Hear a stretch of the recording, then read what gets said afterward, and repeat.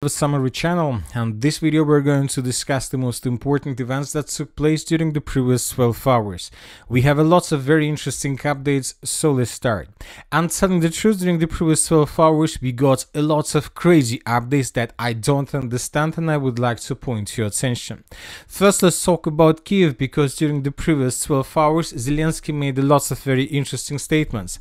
Let's discuss them in details. I just heard President Trump's statement, very important words. I supported President Trump with the idea of direct talks with Putin. I openly said that I am ready for the meeting. I will be in Turkey. I hope that the Russians will not avoid this meeting. And of course, all of us in Ukraine would like President Trump to be able to be there with us at this meeting in Turkey. That was stated by Zelensky. Later, we got additional clarification, and according to information we have, Zelensky will not meet with anyone else in Istanbul except Putin. This was stated by the advisor of the head of his office, Podolyak. So this is something like a final discussion, final talks between Russia and Ukraine. At least the Ukrainian sources are trying to show everything like this. Let's discuss several statements that were made by the President of the United States of America, Donald Trump. He commented the situation and he commented the idea of Putin to start talks, direct talks in Istanbul. Trump said he is considering flying to Istanbul, where a meeting between Russian and Ukrainian officials could take place. He believes that Putin and Zelensky will meet in Istanbul. He also said that he thinks Russia will agree to a 30-day ceasefire. So now let's try to understand what is happening right now. And first of all, and we need to understand this clearly, that talks between the President of the Russian Federation, President of Ukraine, and President of the United States of America on the territory of Turkey is something like a trap for the President of the Russian Federation. It's a trap. It's a clear and a very simple trap for the Russians. First of all, we need to understand that despite the fact that the Russians proposed to start talks on the territory of Turkey, the Russians proposed to start talks between delegations, not between Putin himself. Another important thing, that Turkey is not something like Saudi Arabia. Turkey is not something like United Arab Emirates. The thing is that Turkey is a part of NATO. Saudi Arabia and United States, United Arab Emirates are neutral states. Turkey is a part of NATO, and we know that since the beginning of the special military operation, NATO was behind Ukraine. NATO have supported Ukraine since the beginning of the special military operation. Now imagine yourself a meeting on the territory of a NATO country between the President of the Russian Federation, basically the President of enemy state for NATO, the President of the United States, and Ukraine itself on the territory of NATO country. It is very difficult to understand this complicated situation. Just imagine yourself, for example, 1944, and let's say the Germany during the Second World War in 1944 decided, let's say, to find a solution how to settle the conflict in the world peacefully. And imagine yourself, let's say that the leader of Soviet Union, Stalin, was, let's say, invited to the territory of Berlin for these peaceful talks. Imagine yourself and try to answer yourself whether it could be possible or not. Obviously, the answer is not. It is impossible. It is impossible that the President of the Russian Federation would go to the territory of Turkey on the territory of the NATO states with the purpose to start talks with Ukraine and the United States of America. First of all, it is very dangerous from the security perspective, and from the other side, we need to understand that this is something like a capitulation. You come to the state or to the territory of, let's say, your opponent in case if you want to surrender or if you have no other option but to do something like this. So obviously Russia will never accept this. They can accept talks between delegations, and then the Russians and Ukrainians could sign some agreements on the territory of Saudi Arabia, but not the beginning of direct talks on the territory of the NATO state. Now let's return back to Ukraine. We have a lot of important updates, and first let's talk about the southern directions. If you remember, during the previous 24 hours and during the previous video, we were talking a lot about this concentration of Russian FPV drone attacks. And yesterday we came to conclusion that most likely the Russians were preparing for something.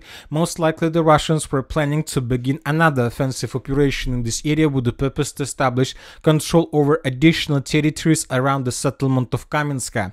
We had lots of icons. We came to this conclusion, and by the morning of the 13th of May, several mappers adjusted their maps.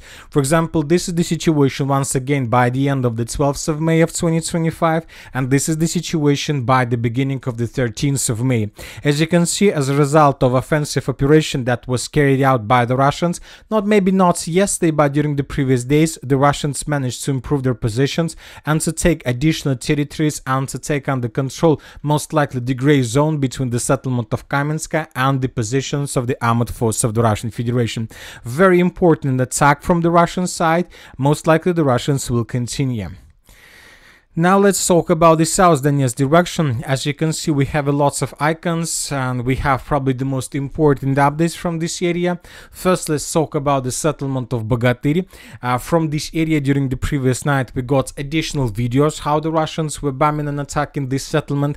And I'll remind you that if you remember yesterday, we discussed that most likely yesterday we were talking like this, that this upcoming night would be probably the final and the decisive night for the armored force of Ukraine on the territory of the settlement, and most likely between the nights between the 3rd, 12th and the 13th of May, the Ukrainians would abandon their positions in this settlement. So these are the words and these are our talks yesterday during the previous video. And today several pro-Russian mappers updated that the Russians, as a result of offensive operation, managed to establish complete control over the settlement of Bogatyr.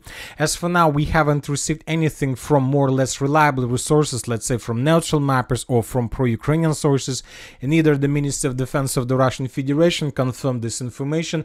The only thing we have is small changes and adjustments on the perimeter of the settlement and probably in the southern part of the village. But once again, we are waiting for the Ministry of Defense. Of course, we are waiting for geolocations and videos that can be published by the soldiers on the ground. But of course, at the same time, we are going to keep this information in our minds that according to several pro-Russian resources, by the morning of the 13th of May of 2025, the Russians managed to establish complete control over this territory. Most likely during the next probably day or two, the Minister of Defense of the Russian Federation will confirm this information as well. Furthermore, during the previous 24 hours and during the previous night, the Russians improved their positions on their way towards the village of Kamar. As for the morning of the 13th of May of 2025, this information was confirmed just by pro-Russian and neutral resources, as for now also without any geolocations that can confirm this. So, for example, this is the situation by the end of the 12th of May of 2025, and this is the situation by the beginning of the 13th of May. The Russians managed to improve their position significantly. At the same time, the Russian sources published this video where we can see how Russian drones were flying above the settlement of Odradne, and how the Russians were dropping different applications and different lists where they were trying to suggest and to propose Ukrainians to surrender and not to show any resistance during the battle for this settlement. We know that usually if the Russians began dropping such a kind of papers, this means that most likely the Russians are about to begin their major offensive operation in this area. So now we understand that Ukrainian defense in this area is about to collapse, and most likely the Russians will continue advancing further, and the Russians are going to enter operational space, and most likely the Ukrainians will not be able to slow down the Russians or to stop the Russians in this area in the very near future.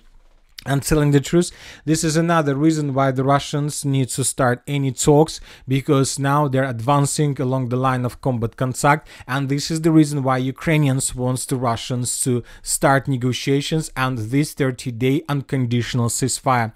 The situation right now, as you can see, is very complicated, so let's wait and see what is going to be next. But I believe that the Russians can accept this 30-day ceasefire only in case if the United States of America America will cancel sanctions against Russia. But on the other side, even if the states cancel some sanctions against Russia, who can say and who can give the Russians guarantees that the United States of America will not resume their sanctions once again in 30 days. So the situation is very complicated, and as I understand right now, the Western countries are trying to find this key approach, how to work with the Russians and how to talk with them.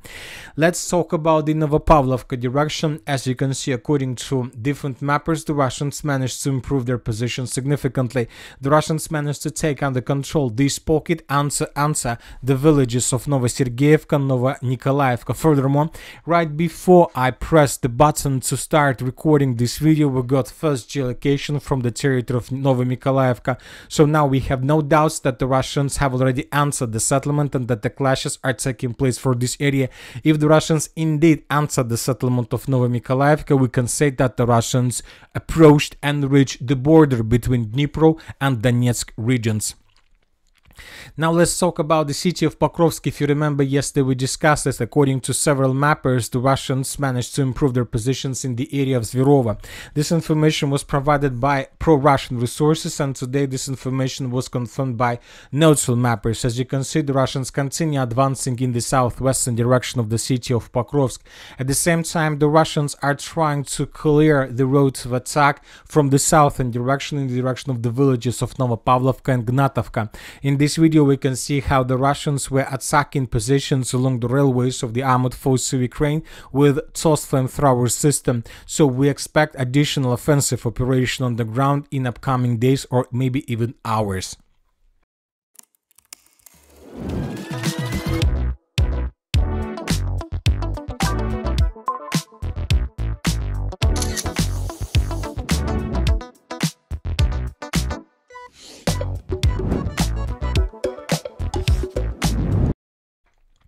Now let's talk about the Kliban-Byksky pocket. We have lots of important updates, and first let's talk about Ukrainian company stronghold between the settlements of Berezovka, Novopoltavka and the settlement of Novalenovka. Today several pro-Russian resources, neutral mappers and pro-Ukrainian sources adjusted their maps in this area. When talking about pro-Russian resources, they have colored this territory completely in Russian favor. When talking about pro-Ukrainian sources, as you can see, they have marked this territory as a contested area, which means that currently Ukrainians and pro-Ukrainian sources don't know for sure whether this area is still under complete Ukrainian control or maybe the Russians have already captured these territories. So as you can see, the situation in this area is also very difficult. Once again, this is the situation by the end of the 12th of May, and now this is the situation by the beginning of the 13th of May. The Russians most likely took under control this stronghold, and now the Russians have no barriers and no problems to advance further in the western direction with the purpose to establish complete control over the settlement of Novopoltavka, and now the Russians can continue moving further in the northeastern direction along N32 road with the purpose to attack the city of Konstantinovka from the southwest. When talking about the most southern part of Kliban-Byksky reservoir, we have another adjustment of map that was also provided by the neutral and by pro-Ukrainian sources. As you can see, Deep State confirmed that something is happening in this pocket. Most likely the Russians managed to answer this territory, and currently the Russians are trying to finish the clearing operation. Once again, this pocket used to be considered as a territory under complete Ukrainian control, but now according to pro-Ukrainian sources, they have some doubts about the status of this territory, but telling the truth, most likely this pocket was already captured by the Russians, and now we see that the settlement of Stara Nikolaevka is already semi-encircled by the Russians from the southwest, from the south, from the southeast, from the east. Most likely the Russians will try to attack this settlement from the north with the purpose to outflank and to force the Ukrainians to fall back from this area, otherwise the Ukrainians could be caught in cauldron. As for the city of Toretsk, we have several changes on the ground, as you can see. According to information we have, during the previous 24 hours, the Russians managed to improve their positions in the vicinity of Zabalka micro-district. In this area, we can see lots of episodes how Ukrainians were attacking Russian soldiers in this area. And one of the episodes, this is exactly the opposite we're talking about, was geolocated on the map. So Ukrainians were attacking Russian soldiers in this point. Based on this video, we have adjusted the map. This territory territory used to be considered as a contested area. Now we have no doubts that there are Russian presence there. Furthermore, according to information we have, the Russians improved their positions in the vicinity of the south in Diliivka. Once again, these adjustments on the map were made also based on the video that was published by the Ukrainian sources. In this video we can see how Ukrainians were bombing Russian positions in this area, and one of the episodes of this video took place exactly in this point. Based on this video we have adjusted the map, and we see that the news around the south in Diliivka is tightening. Most likely the Ukrainians in the very near future would be forced to fall back from this area with the purpose not to be caught and cornered by the Russians. At the same time, the Russians established complete fire control over the main logistic roads between the south in Diliivka, the village of the south in Diliivka, and the city of Toretsk, which means that Ukrainians currently have huge problems with evacuation, rotation, and with additional supply and support of their contingent on the territory of this settlement. Now let's move further. Let's talk about the Sivers direction. As for now, the Russians are trying to advance in the Serebryanka forest. During the previous day we got a lot of very important videos from this area. The Russians began offensive operation on this territory with the purpose to force Ukrainians to fall back completely from this territory. Lots of artillery strikes, lots of attacks using the TOS flamethrower systems. So the situation for Ukrainians is very complicated around the settlement of Grigorovka. I'll remind you that this is one of the areas where we can see one of the biggest dynamic of Russian offensive, and we see that the Russians are not going to stop. Now let's talk about the Liman direction. As we discussed in the previous videos, there are very heavy clashes for the settlement of Redkadub. The clashes has already begun, and we have video that can confirm this. In this video we can see how Russian soldier was fighting with Ukrainian drone that was trying to hit this soldier. Based on this video we came to conclusion that several episodes took place exactly on the most southeastern part of the settlement, and based on this video most of the mappers adjusted their maps. So we see that the Russians answered the settlement of Redkadub, and despite the value of this village, despite the fact that Ukrainians during the previous days brought additional forces and units with the purpose to stabilize the situation, we see that the Russians managed to break the Ukrainian defense and to answer this key region. If the Russians take this village under complete control, then the Russians will be able to continue offensive operation in the direction of the city of Liman and in the direction of the village by the name of Barova.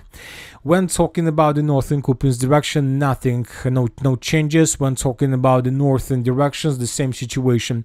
The Ukrainians stopped any attempts to answer the territory of the settlement of Tyotkina. Now the Ukrainians basically can't even cross the border. The Ukrainians try to concentrate their forces along the border, but the Russians establish complete control over this territory with drones, and as soon as the Russians see any movement in this area, the Russians try to destroy it as soon as and as fast as possible. And that's it for today. Military Summary channel reminds you